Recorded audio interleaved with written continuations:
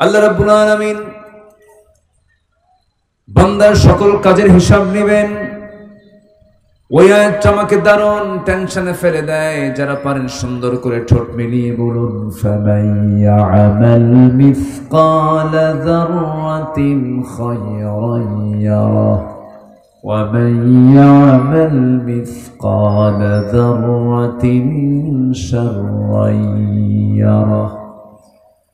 যাররা পরিমাণ যে ভালো কাজ করবে তাও সেদিন সে দেখতে পাবে, যাররা পরিমাণ খারাপ কাজ করবে তাও সেদিন সে দেখতে পাবে। এমন কোন বিষয় নাই যা তার সামনে উপস্থাপন করা হবে না। এবং আল্লাহ সেদিন বলবেন, ইকরা কিতাবাকা কাফা বিনাফসিকাল ইয়াউমা আলাইকা হাসিবা। বান্দা, তুমি তোমার আপন আমলনামাগুলো নিজেই তুমি পাঠ করো। আজকের বিচার করার জন্য কাউকে লাগবে না। বান্দা, তুমি নিজেই যথেষ্ট। তুমি নিজেই সমস্ত আমলনামাগুলো পাঠ করো। সেই কঠিন মুসিবতের দিন, সেই কঠিন বিচারের দিন সবার সামনে আছে না নাই? আসতে বলবেন না, আছে না নাই? এই বিষয়ে যার জ্ঞান যত বেশি হবে, যার জ্ঞানের গভীরতা যত বেশি হবে, আখিরাতের জ্ঞান নিয়ে যার জ্ঞানটা যত গভীর হবে, আল্লাহর সঙ্গে বান্দার সম্পর্ক তত গভীর থেকে গভীরতর হবে। এজন্য আখিরাতের জ্ঞান সবার ভিতরে থাকার দরকার আছে না নাই? গোটা কোরআন আমরা যদি 3 ভাগে ভাগ করি, এই কোরআনকে যদি 3টি পার্ট করা হয়, 3টি পর্ব করা হয়, তাহলে 3 ভাগের 1 ভাগ হয় হলো 10 পারা। 1 ভাগ হয় কি? 10 পারা। আল্লাহ পাক 10 পারা জুড়ে শুধু আখিরাতের কথাই বলেছেন। কিসের কথা বলেছেন? আখিরাতের কথা বলেছেন। এই জন্য আমাদের আখিরাতের যে জ্ঞান, আখিরাত যা আছে, পরকাল যা আছে, এই বিষয়ে একটা স্বচ্ছ ধারণা আমাদের সবার মধ্যে থাকা চাই, থাকতে হবে। মানুষ পৃথিবীর কোনো আইন দিয়ে, মানুষ পৃথিবীর কোনো প্রশাসন দিয়ে ভালো হতে পারে না। ভালো একমাত্র হবে হলো দুনিয়ার চিন্তায় না আখিরাতের চিন্তায়? বলেন বলেন বলেন, কিসের চিন্তায়? আখিরাতের চিন্তায় মানুষ ভালো হবে। সেই কালামে হাকিম থেকে আমি আলোচনার সূচনায় একজন ব্যক্তির নামে সূরা, যে ব্যক্তিটা নবী ছিলেন না, যে ব্যক্তিটা রাসূল ছিলেন না, দেখতেও খুব একটা সুন্দর মানুষও ছিলেন না বাহ্যিকভাবে, খাটো ছিলেন, কালো ছিলেন, চুলগুলো কোঁকড়ানো ছিল, সামাজিকভাবে সেই সময় তিনি পরিচিত তেমন কোন উল্লেখযোগ্য ব্যক্তিও ছিলেন না। সেই ব্যক্তির নামে আল্লাহ রাব্বুল আলামিন একটা সূরা পর্যন্ত নাজিল করেছেন। সুবহানাল্লাহ। কেন জানেন? তিনি একজন ভালো দাঈ ছিলেন, দাওয়াত দিয়েছেন।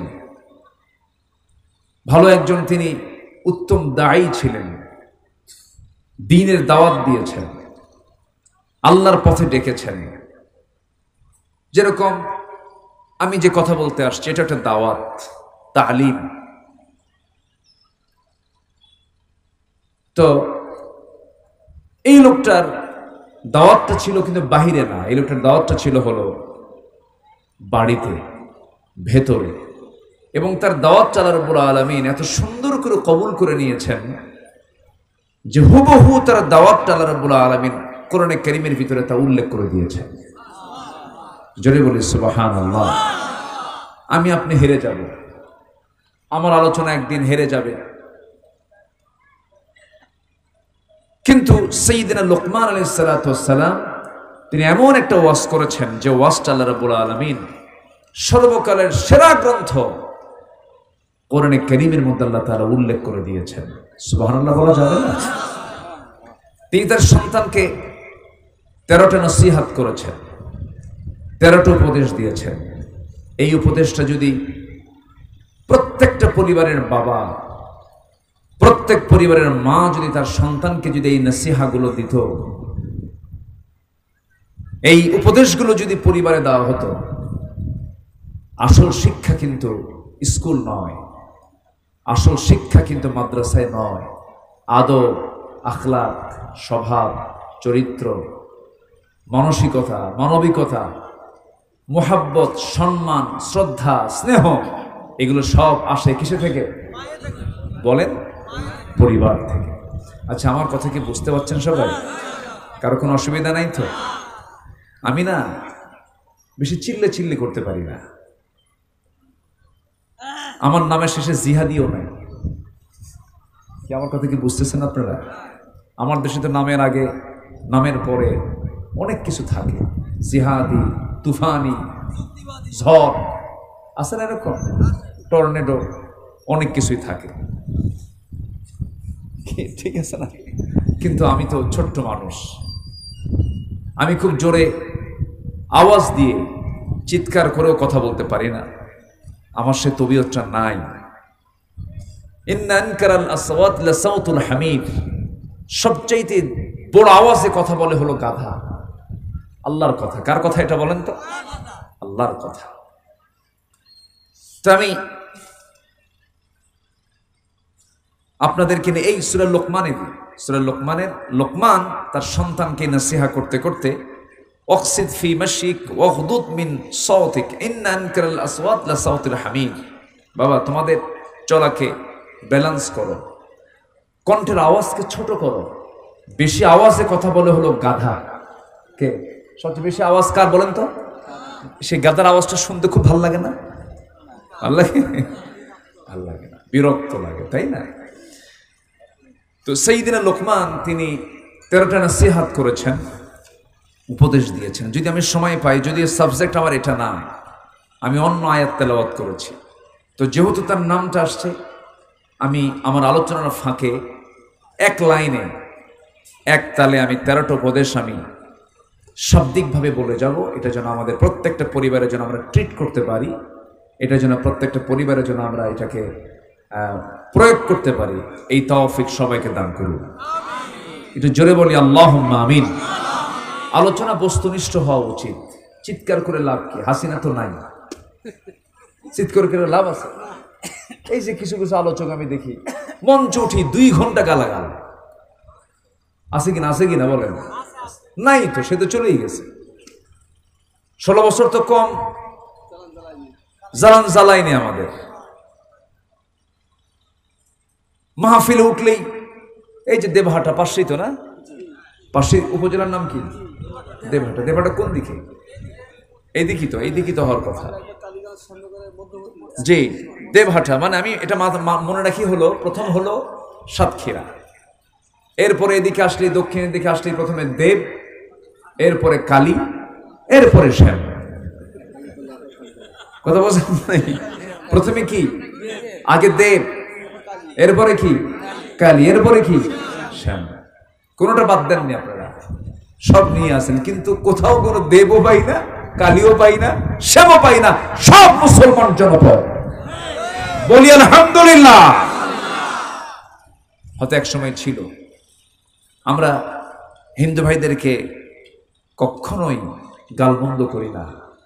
আমরা ঝড়ের রাতে পাখি যেমন তার বাচ্চাগুলোকে দুদিকের ডানা দিয়ে বিছিয়ে সুন্দর করে আগলে রাখে ঝড়ের কবল থেকে বাঁচানোর জন্য, আমরা যুগ যুগ ধরে নয়, 1000 বছরের ঐতিহ্য আমরা মুসলমান হিন্দু ভাইদেরকে আমরা তেমন করে পাহারা দিই। কি আপনারা কি ঠিক কিনা বলেন? কোনো বিচারের জন্য যদি যাওয়া হয়, দেখা যায় বিচারকরা সংখ্যালঘু হিসাবে হিন্দু ভাইদের পক্ষে তারা থাকে, তারা ব্যবসা বাণিজ্য, নেতৃত্ব সবকিছুই তারা চালিয়ে যাচ্ছেন, কোনো সমস্যা নাই। কিন্তু পার্শ্ববর্তী দেশের দিকে যদি তাকান, মসজিদগুলোকে ভেঙ্গে চুরমার করে দেওয়া হচ্ছে। পাশের দেশের দিকে যদি তাকান, আমি তো জানি যে চলে আসছে, ও যে লাইট গুলো জ্বলতেছে, আমি তো অনেকক্ষণ আগে থেকে দেখতেছি, ওয়াজও করতেছি, আর এটা ভাবতেছি যে এই জাহান্নামটা যাবে কখন, মানে আওয়াজটা যাবে কখন। বিদ্যুৎ তো ছাড়ছে, দিয়ে দেন, এটা বন্ধ করে আমাকে একটু কথা বলতে দেন। পার্শ্ববর্তী দেশে 1947 থেকে নিয়ে আজকে 2025 সাল, 1947-এ ভারত পাকিস্তান 14 আগস্ট এবং 15 আগস্ট স্বাধীনতা লাভ করে। যারা মুরব্বী তারা তো ইতিহাসগুলো জানেন, দেখেছেন। এই স্বাধীনতার এই দীর্ঘ সময়ে ভারতীয় সাম্প্রদায়িক দাঙ্গা হয়েছে প্রায় 13.5 থেকে 14,000 বার। মুসলমানদের ঐতিহাসিক মসজিদ বাবরি মসজিদ সহ অসংখ্য মসজিদে তালা মারা থেকে শুরু করে বুলডোজার দিয়ে ভেঙ্গে চুরমার করা হয়েছে সম্প্রতি কয়েকদিন আগে। জানেন না আপনারা? এগুলো চলছে রীতিমতো। আজান দেওয়াকে নিষিদ্ধ করা হয়েছে এবং বিভিন্ন জঙ্গি নাটক তৈরি করে ঢাকার হলি আর্টিজানের ঘটনাকে কেন্দ্র করে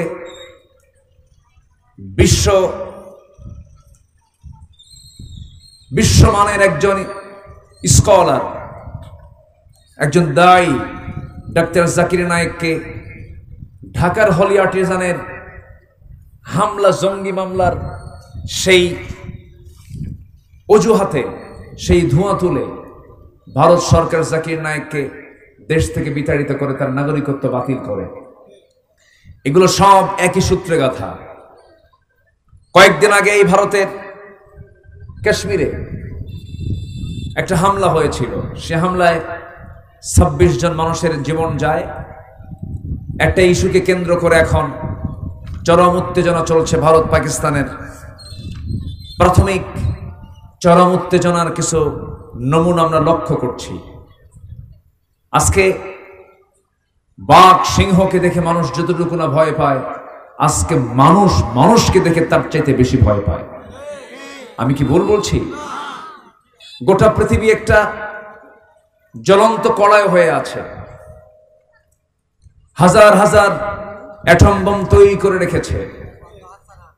ধ্বংস করার জন্য বেশি কিছু লাগে না। 2-1টি অ্যাটম বোম মেরে দিলেই শেষ হয়ে যাবে সকল কিছু। সম্মানিত ভাইয়েরা, ঠিক সেই মুহূর্তে আমরা এখানে একত্রিত হয়েছি। অনেক কথা আছে, অনেক কিছুকে সামনে রেখে আমি কথা বলতে চাচ্ছি। ওমা তাওফীকি ইল্লা বিল্লাহ আলাইহি তাওয়াক্কালতু ওয়া ইলাইহি উনীব। সেই মহান রবের প্রতি পূর্ণ ভরসা রেখে আসুন আমরা আলোচনার দিকে আস্তে আস্তে চলে যাচ্ছি। আমরা সবাই জান্নাত পেতে রাজি আছি তো ইনশাআল্লাহ? সবাই কি জান্নাত পেতে চান? কি জান্নাত পেতে চান? কয় নাম্বার জান্নাত পেতে চান? বলেন কয় নাম্বার? আসতে কয় নাম্বার? কিন্তু আজকে আমি একটা জান্নাতের আরেকটা জান্নাতের নাম, আমি একটা আয়াত আছে, সে আয়াতের ভিতরে আরেকটা জান্নাত আল্লাহ পাক এখানে তুলে ধরেছেন। আজকে আমরা আপাতত এই জান্নাতের দিকে একটু খেয়াল করি। যেহেতু আমার আয়াতের যে জান্নাত, সেই জান্নাতের ভিতরে আল্লাহ তাআলা কি নিয়ামত রেখেছেন এবং কোন আমল করলে পরে এই জান্নাতটা দিবেন আল্লাহ পাক সুন্দর করে তা বলে দিয়েছেন। আসুন, সূরার নাম কি বলুন তো সবাই? মনে আছে আপনাদের? বলুন সূরার নাম কি বলুন? লোকমান। আল্লাহ রাব্বুল আলামিন বলেন, ইন্নাল্লাযীনা আমানু ওয়া আমিলুস সালিহাতি লাহুম জান্নাতুন নাঈম খালিদিনা ফিহা ওয়া'দাল্লাহি হাক্কান ওয়া হুয়াল আজিজুল হাকীম। জোরে বলুন আল্লাহু আকবার। আল্লাহ রাব্বুল আলামিন জান্নাত রেখেছেন 8টা। কয়টা বলেন? 8টা। জাহান্নাম কয়টা বলেন? কয়টা কম বলেন? কয়টা কম? এখন তো মনে হয় এই জরিপ যদি করা হয় তাহলে আমরা মনে করব জান্নাতের লোক বেশি না জাহান্নামের লোক বেশি? হ্যাঁ, কিন্তু জাহান্নামের সংখ্যা কম। জাহান্নামের সংখ্যা কম। জাহান্নাম হলো 7টা। বাংলাদেশে একটা জেলা আছে যার সংখ্যা দিয়ে শুরু, একটা জেলা। বলেন কোন জেলা? বলেন বলেন। সাতক্ষীরা। জাহান্নামের সংখ্যা কয়টা বলেন? 7টা। আওয়াজটা যেন কেমন হয়ে গেল, একটু ঠিক করে। তাহলে আমাকে আপনাকে চ্যালেঞ্জ নিতে হবে যেহেতু সাতক্ষীরার মানুষ আপনি, এই 7 জাহান্নাম থেকে আমাকে মুক্ত করে আমাকে যেতে হবে 8টা সংখ্যার দিকে, জান্নাতের দিকে। এর মধ্যে একটা সংখ্যা হলো, একটা জান্নাত হলো জান্নাতুন নাঈম। জান্নাতুন নাঈম একটা জান্নাতের একটা নাম এখানে শুনলাম। দেখেন, দেখি তো আমরা খুঁজি আরো কিছু জান্নাতের নাম আমরা কোথাও খুঁজে পাই কিনা। অবশ্যই আছে, কোথাও যেটা নাই সেটা কোথায় আছে? কোরআনে আছে। আল্লাহ রাব্বুল আলামিন বলেন, وَأَمَّا مَنْ خَافَ مَقَامَ رَبِّهِ وَنَهَى النَّفْسَ عَنِ الْهَوَى فَإِنَّ الْجَنَّةَ هِيَ الْمَأْوَى। এখানে জান্নাতে মাওয়ার কথা আসছে। জান্নাতে মাওয়া পাবে কারা কারা? কোন আমল করলে পরে জান্নাতে মাওয়া পাওয়া যাবে? আল্লাহ রাব্বুল আলামিন বলছেন, যারা তাদের আল্লাহকে ভয় করবে এবং দিলের মধ্যে আল্লাহর ভয়টা ইস্তেকামাত করবে, এই সমস্ত বান্দার জন্য আল্লাহ রাব্বুল আলামিন জান্নাতের মাওয়া রেখে দিয়েছেন। জান্নাতুন নাঈম দেখলাম, জান্নাতুল মাওয়া দেখলাম, আয়াতটা খুঁজে পেলাম। এখন আসুন 1 নম্বর জান্নাত কি করলে পরে সেই জান্নাতটা পাওয়া যাবে। আল্লাহ রাব্বুল আলামিন বলছেন, قد أفلح المؤمنون الذين هم قد أفلح المؤمنون الذين هم في صلاتهم خاشعون والذين هم عن اللغو معرضون والذين هم للزكاة فاعلون والذين هم لفروجهم حافظون। জান্নাতুল ফেরদাউস কারা পাবে? যারা নামাজকে খুশুর সঙ্গে আদায় করবে, নাম্বার 1। নাম্বার 2, যারা বাজে কথা থেকে নিজের জিহ্বাকে বাঁচিয়ে রাখবে, বিভিন্ন চা চক্রে বসে বসে গীবত করবে না, চার দোকানে বসে আড্ডা মেরে মেরে কোনো গীবতের চর্চা করবে না, মিথ্যা কথা বলবে না। যারা যাকাতটাকে ঠিক মতো আদায় করবে। নাম্বার 4 হলো যারা লজ্জাস্থান হেফাজত করবে। নাম্বার 5 হলো ওয়াল্লাযীনা হুম লিআমানাতিহিম ওয়া আহদিহিম রাউন ওয়াল্লাযীনা হুম আলা সালাওয়াতিহিম ইউহাফিযুন উলাইকা হুমুল ওয়ারিসুন الذين يرثون الفردوس هم فيها خالدون। জোরে বলুন আল্লাহু আকবার। 7টা কাজ হাসিল হবে যার। কয়টা কাজ? 7টা কাজ হাসিল হবে যার। 1 নম্বর জান্নাতের মালিক হবে সে। আল্লাহ পাক তাকে 1 নম্বর জান্নাতের অধিকারী বানায়া দিবেন, উত্তরাধিকারী বানায়া দিবেন। আবার বলছি, মুখস্থ করে রাখেন। নাম্বার 1 হলো যারা নামাজটাকে খুব সুন্দর করে আদায় করবে, বাজে কথা মুখ থেকে বের করবে না, মিথ্যা কথা মুখ থেকে বের করবে না। নাম্বার 3 হলো যারা লজ্জাস্থানের যারা হেফাজত করবে। নাম্বার 4 হলো যারা যাকাত ঠিক মতো আদায় করবে। নাম্বার 5 হলো আমানত ঠিক রাখবে। নাম্বার 6 হলো ওয়াদা ঠিক রাখবে। নাম্বার 7 নামাজের ব্যাপারে যারা যত্নশীল হবে। এই 7টা কাজ যে বান্দা করবে, আল্লাহ পাক তাকে জান্নাতুল ফেরদাউস তার হাতে বুঝাইয়া দিবে। জোরে বলি সুবহানাল্লাহ। সবাই জান্নাত পেতে চান তো নাকি? সবার জান্নাত পাওয়ার ইচ্ছা আছে তো? আল্লাহ কবুল করুন। জোরে বলি আমিন। আরো জোরে আমিন, আরো জোরে আমিন। তাহলে এখানে আল্লাহ রাব্বুল আলামিন জান্নাতুন নাঈমের ব্যাপারে কথা বলেছেন। সম্মানিত ভাইয়েরা, কিন্তু এই জান্নাত পাওয়ার জন্য নেক আমলটা করতে হবে। নেক আমল। আমার রাসূলকে প্রশ্ন করা হলো, আইয়ুল আমালি হাব্বু ইলাল্লাহ। হে রাসূল, আপনি একটু বলবেন যে আল্লাহর কাছে সবচাইতে পছন্দনীয় আমল কোনটা? আমার নবীজি বিভিন্ন সময় বিভিন্ন কথা বলেছেন, বিভিন্ন আমলের কথা বলেছেন। এই হাদিসে আমার রাসূল 3টা আমলকে প্রাধান্য দিলেন। কয়টা আমলকে বলেন তো? 3টা আমলকে প্রাধান্য দিলেন। আমার নবীজি বললেন, আমার আল্লাহর কাছে 3টা কাজ, 3টা আমল সবচেয়ে বেশি পছন্দনীয়। নাম্বার 1 হলো আসসালাতু আলা ওয়াক্তিহা, সময় মতো নামাজ। নাম্বার 2 হলো বিররুল ওয়ালিদাইন, পিতামাতার সঙ্গে সুন্দর আচরণ করা।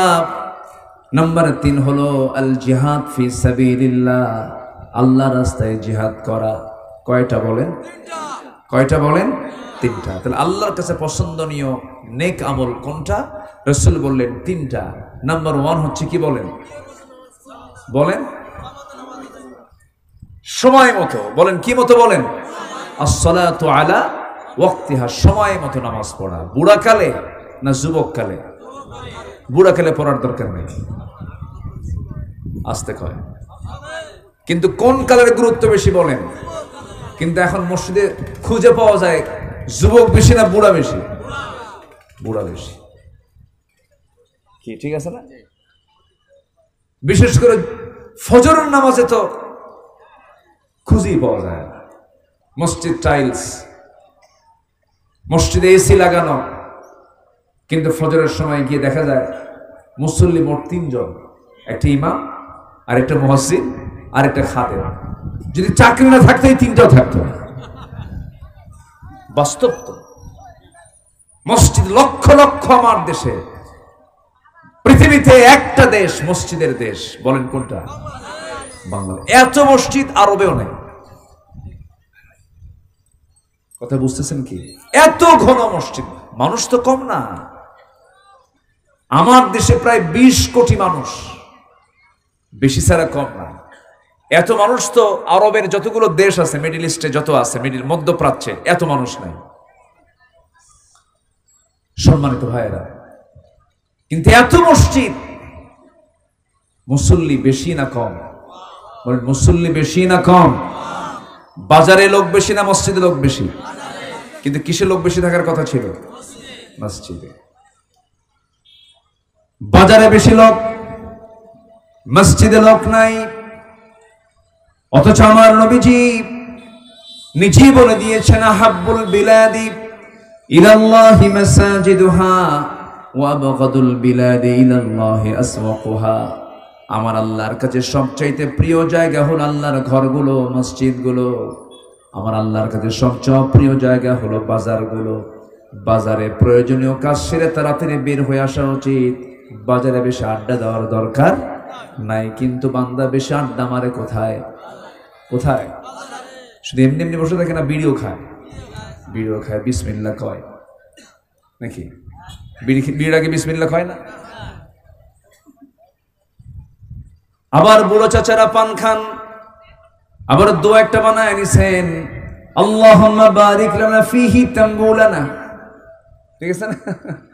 আল্লাহুম্মা বারিক লানা ফিহি তাম্বুলানা। আল্লাহ তুমি এই তাম্বুলের ভিতরে এই পানের মধ্যে বরকত দিয়া দাও, জর্দার মধ্যে বরকত দাও। রাগ করতেছেন নাকি আপনারা? আমি কোনো দিকে বাদ দিচ্ছি না। আপনি নেশা করবেন কেন? আপনি কেন টানাটানি করবেন? ধোঁয়ার আগুন নিয়ে কেন আপনি মারামারি করবেন? আপনি লাঞ্চ কেন নষ্ট করবেন? আপনি ওয়ালা তুলকু বিআইদিকুম ইলা তাহলুকা কেন ধ্বংস করবেন? পান খান, পান খেতে কোনো আপত্তি নেই। পান গাছের রস হজমের জন্য ভালো। কিন্তু পানের সাথে আবার হাকিম পুরি রহমতুল্লাহ আলাইহি কেন? এখানে কথা আছে না নাই? আমি কুষ্টিয়াতে, আমার মাহফিল ছিল এই কয়েকদিন আগে। কুষ্টিয়াতে তামাকের গাছ প্রচুর, জানেন কিনা আপনারা জানি না। কুষ্টিয়াতে প্রচুর তামাক হয়, আবার ওইদিকে রংপুরের দিকে প্রচুর তামাকের আবাদ হয় আমার দেশে। তো আমার ড্রাইভার, আমি ওদিক দিয়ে আসতেছিলাম, তো বলতেছে, হুজুর দেখেন কতগুলো ছাগল আর কতগুলো গরু এই তামাকের জমিতে চলাফেরা করছে। এরা কিন্তু তামাকের কোনো পাতা খায় না। যে তামাকের পাতা গরু ছাগল খায় না, সেটা মানুষ খায়। গরু ছেড়ে দেওয়া আছে, গরুগুলো ওগুলো খাচ্ছে না, ঘাস খায়। ওরা খাদ্য কোনটা আর অখাদ্য কোনটা তা ওরা বোঝে। গরু বোঝে, ছাগল বোঝে, মানুষ বোঝে। মনে হয় খুব রাগ করতেছে। আমার দেশের 80% মানুষ বিড়ি খায়, বলেন আমাকে কি কি মহব্বত করবে? হুজুর 80% লোক যেটা খায় আর সেটা নিয়ে আপনি কথা বললে আপনার ওয়াজ শুনবো আমরা? কিন্তু এটা তো আমার লক্ষ্য না। আমার লক্ষ্য হচ্ছে যেটা নেক, যেটা ভালো, যেটা আমার জন্য ভালো, সেই কথা বলার দরকার আমার আছে না নাই? আচ্ছা, সকল নেশা আমাকে ছাড়তে হবে। নামাজি এগুলো করবে না। যার নামাজ ঠিক থাকে তার কোনো নেশাই তার মধ্যে থাকতে পারে না। তাহলে নেক আমলের মধ্যে আমরা কয়টা আমল শুনলাম আমরা বলেন তো? এই তিনটা আমলের ব্যাখ্যামূলক কিছু কথা আমি আস্তে আস্তে করে বলবো। আমাকে সময় দিচ্ছেন তো নাকি? সবাই সময় দিচ্ছেন তো? জোরে বলি ইনশাআল্লাহ, আরো জোরে বলি ইনশাআল্লাহ। নামাজ সময় মতো সবাই পড়বে না। এই জন্য আল্লাহ রাব্বুল আলামিন বলছেন, যারা রাষ্ট্র ক্ষমতা পাবে, যারা আইন পাশ করবে, আমি তাদেরকে লক্ষ্য করে বলছি, সময় মতো নামাজ জাতি যেন, সমাজ যেন, রাষ্ট্র যেন এটাকে বাস্তবায়ন করতে পারে। আল্লাহ রাব্বুল আলামিন বলছেন, যাদেরকে আমি ক্ষমতা দেব, ক্ষমতা পেলেই তারা সংসদে বসে আগে প্রথমে 4টা আইন পাশ করবে। কয়টা আইন পাশ করবে? 4টা আইন। এই পরামর্শটা কে দিয়েছেন? আসতে বলুন, কে পরামর্শ দিয়েছেন? আল্লাহ রাব্বুল আলামিন বলেন, আল্লাযীনা ইম্মাক্কান্নাহুম ফিল আরদি আকামুস সালাতা ওয়া আতাবুস যাকাতা ওয়া আমারু বিল মা'রুফি ওয়া নাহাউ আনিল মুনকার।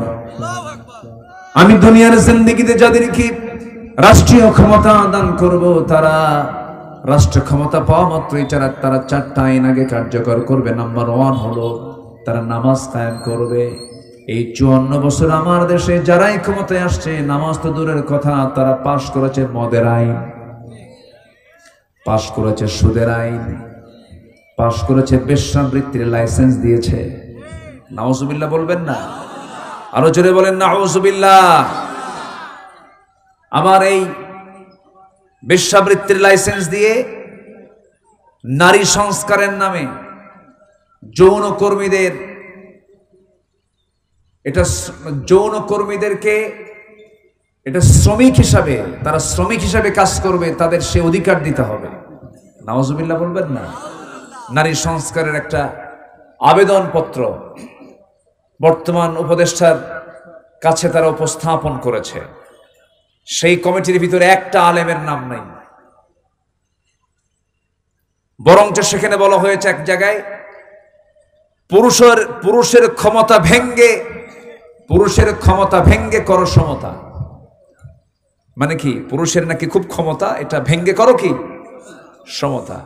আচ্ছা, পুরুষ যা পারে নারী কি তা পারবে? পুরুষ পারে খেজুর গাছের আগায় উঠে কি করে? গাছ কাটে, কি যেন রস লাগায় দেয়। পুরুষ পারে হলো তাল গাছের আগায় উঠে রস লাগায়। মহিলা পারবে? আজ থেকে মহিলা পারে? পুরুষের যে গায়ের শক্তি আর নারীর যে গায়ের শক্তি আল্লাহ পাককে সমান দিছেন, তার সমতা হবে কেমনে? পুরুষের যে চামড়া আর নারীর যে চামড়া কি 2 রকম না 1 রকম? 2 রকম। পুরুষরা টায়ারের ভূমিকায় থাকবে, মেয়েরা ভিতরে টিউবের ভূমিকায় থাকবে। টিউব কি বাইরে থাকে না টায়ার বাইরে থাকে? আর টিউব ভিতরে থাকে। এখন সমতা যদি করতে যায়, টিউব যদি বলে টায়ার শোনো, ভিতরে থাকতে থাকতে ঘেমে গেছে, আমি আর থাকতে পারলাম না, তুমি টায়ার ভিতরে ঢোকো, আমি টিউব বাইরে আসি, গাড়িতে ঢাকা যাবে মাশাআল্লাহ। যাবে তো ঢাকা নাকি? যাবে না। টিউবের গা তো নরম, ও তো পাথর মারতে পারবে না। পাথর মারিয়ে, সুরকি মারিয়ে, এত শক্ত জায়গা পেরিয়ে টিউব যেতে পারবে না। এর জন্য কি দরকার? টায়ার দরকার। পুরুষের চামড়া হলো টায়ারের মতো, আর মেয়েদের চামড়া হলো টিউবের মতো। তাদের সৌন্দর্য, তাদের চামড়া, তাদের পরিশ্রম, তাদের ক্ষেত্রটাই আলাদা।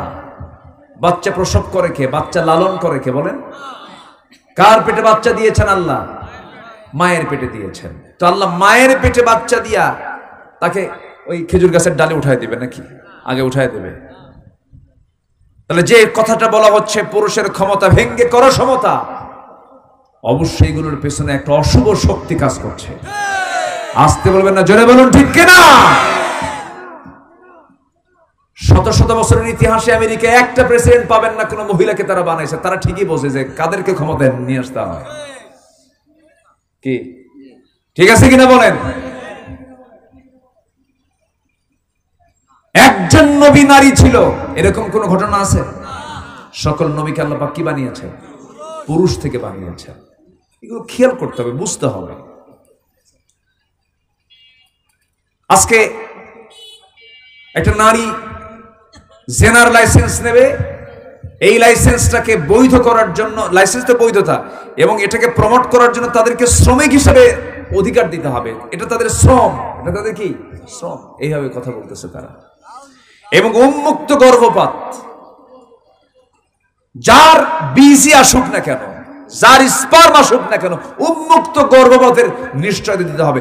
নাউজুবিল্লাহ বলেন। এই সমস্ত অপকর্ম পরিকল্পনা যারা বাস্তবায়ন করতে চান, বাংলার জমিনে তাদের কোনো ঠাঁই হবে না।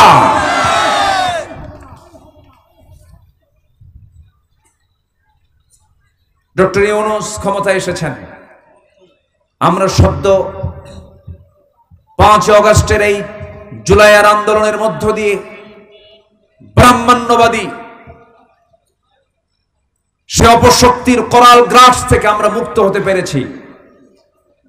আরেকটি বিষয়, সেটা হলো আমরা যেন আবার পশ্চিমাদের পেটে না যাই। রাখাইন সহ কোন করিডোর বাংলার জমিন থেকে দেওয়া হবে না, কোন করিডোর চলবে না। আমার দেশের স্বাধীনতা রক্ষার জন্য প্রতিটি ইঞ্চি আমাদের পাহারা দেওয়ার দায়িত্ব আছে না নাই? আমরা খেয়াল করব বিষয়গুলো। এই কথাগুলো শুনে আপনি একা শুনছেন না, প্রযুক্তির কল্যাণে এই কথাগুলো চলে যাচ্ছে ভার্চুয়ালি গোটা দুনিয়ার মানুষের কাছে। আমার দেশ গোটা পৃথিবীতে একটি গুরুত্বপূর্ণ ভূমিকা পালন করছে। এই দেশ হচ্ছে গোটা পৃথিবীর দ্বিতীয় বৃহত্তম মুসলিম কান্ট্রি, দ্বিতীয় বৃহত্তম মুসলিম দেশ। এজন্য আমি একাই একজন বাংলাদেশ, আপনি একা একজন বাংলাদেশ, এই মানসিকতা নিয়ে চলতে হবে। খুব বেশি দিন দূরে নয়, আমার মনে হয় গজওয়াতুল হিন্দের দিকে আমরা এগিয়ে যাচ্ছি। পাকিস্তানের কিছু ভাই শাহাদত বরণ করেছেন। এক শহীদের মা এবং বাবা দুইজন মিলে বলতেছে, আমার ছেলে মারা গেছে, যদি তার বুলেটটা যদি পিঠে লাগে আমরা তার লাশ দেখতে চাই না, যদি বুলেট যদি সামনে লাগে আমরা তার লাশটাকে গ্রহণ করব। পরে শোনা গেল যে তার বুকের ভিতরে 20 থেকে 22টা গুলি সামনের দিকে ব্রাশ ফায়ার করে তাকে শেষ করে দেওয়া হয়েছে। সম্মানিত ভাইয়েরা, মুসলমান জাতি পিঠ দেখায় না, মুসলমান জাতি বুক দেখায়, বাতিল শক্তির কাছে মাথা নত করে না। এই দেশের প্রত্যেকটা ইঞ্চি ইঞ্চি মাটি আমাদের অবশ্যই টিকে রাখার দরকার আছে না নাই? প্রতিবেশী দেশের সাথে, প্রতিবেশী দেশ আমার দেশের সাথে আচরণ করে কেমন জানেন? গ্রামের গরিব রিকশাওয়ালার সুন্দরী বইয়ের মতো। কথা বুঝতেছেন কি? গ্রামের গরিব রিকশাওয়ালার সুন্দরী বউ, মানে গোটা গ্রামের সব পুরুষের নজর কার দিকে?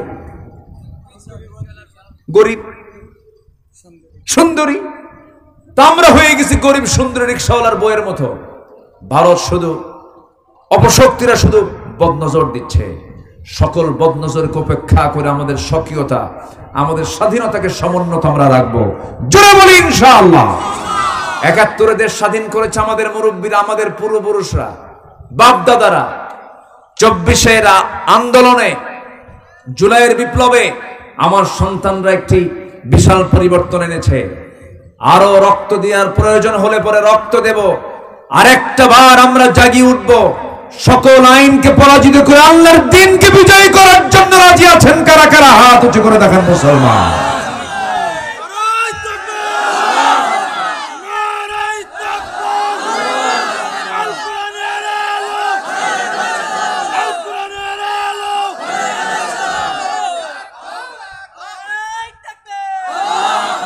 আল্লাহ কবুল করুন, জোরে বলি আমিন। আচ্ছা বলুন তো, আমার দেশে 1 লক্ষ এখন এই সেক্স ওয়ার্কার আছে, যৌনকর্মী আছে। 1 লক্ষ, প্রায় 1 লক্ষ। এই 1 লক্ষ যৌনকর্মী যারা বেশ্যাবৃত্তির জেনার লাইসেন্স নেই, সমস্ত অপকর্মগুলো করছে। আপনি জরিপ করে দেখবেন। আমি চ্যালেঞ্জ দিলাম, বাংলাদেশের বড় বড় যে যৌন পল্লীগুলো আছে, আমি চ্যালেঞ্জ দিলাম ম্যাক্সিমাম ওই সমস্ত নারীরা ব্ল্যাকমেইলের শিকার, পরিস্থিতির শিকার। তাদেরকে অপহরণ করা হয়েছে অথবা কোন উপায়ে তাদেরকে এই কাজে বাধ্য করা হয়েছে। কোন নারী এই সমস্ত কাজের সঙ্গে জড়িত থাকতে পারে না। তাদের পক্ষে আবার বলে উন্মুক্ত গর্ভপাতের সুযোগ দেওয়া হোক। দেখছেন কত বড় বেহুদা বাজে কথা এগুলো। এগুলো মুসলমানের, এই সংখ্যাগরিষ্ঠ মুসলিম দেশে মুসলমান কখনো এটাকে বিশ্বাস করতে, মেনে নিতে পারে না। এই কথাগুলো কি বলার প্রয়োজন আছে মনে হয় আপনাদের? প্রয়োজন আছে কিনা বলেন? আচ্ছা সম্মানিত ভাইয়েরা, আমরা নেক আমল করবো। আমরা কি আমল করবো বলেন? নেক আমল। আমরা আজকে কয়টা নেক আমল নিয়ে কথা বলবো বলেন তো? বলেন তো কয়টা? আমি খুব বেশি লম্বা কথা বলবো না, ভাবেন না যে আমি খুব কষ্ট আপনাকে দেব। আমি আপনাকে সময় মতোই ছেড়ে দেব। একটু আমরা মনে রাখবো আমল করার নিয়তে। জোরে বলি ইনশাআল্লাহ। এক নম্বর হলো নামাজটা হবে অসময় না সময়? অসময় না সময়? লোকমান তার সন্তানকে উপদেশ দিয়েছেন কয়টা বলেন? 13টা। মনে আছে আপনাদের? আমি আলোচনা শেষে কিন্তু আমার আলোচনার উপরে আমি প্রশ্ন করব। কি রাজি? একটা ক্লাস হবে, এটা ক্লাস তো, আমি জিজ্ঞাসা করব। কষ্ট পাচ্ছেন নাকি আপনারা? আলোচনা বস্তুনিষ্ঠ হওয়া উচিত। আলোচনার ভিতরে কিছু থাকা উচিত। আলোচনার একটা পরিবর্তন হওয়া উচিত আমার দেশে। আমার দেশে কিছু আলোচক আছে, 2 ঘন্টার বক্তৃতায় বক্তা নিজেও কান্দে, শ্রোতাও কান্দে, কান্দে কুন্দে শেষ। যখন পরে বলা হয় ওয়াজ শুনলেন, বুঝলেন কি? কার নাম তো ঠিকই বুঝি নাই কিছু, বিনা কারণে কান্না। আসে না নাই? আসে না নাই? এমনি কান্দে। ওই মহিলার মতো ছোট্ট একটা মেয়ের বয়স 8 বছর, মেয়েটা কান্দে। মেয়ের কান্না দেখে মা এসে বলে, মা তুমি কান্দো কেন? ও আরো কান্দে, মাও কান্দে। মা মেয়ের 2 জনের কান্নাকাটি দেখে আশেপাশের প্রতিবেশী যত মহিলা সবাই এসে এরাও কান্দে।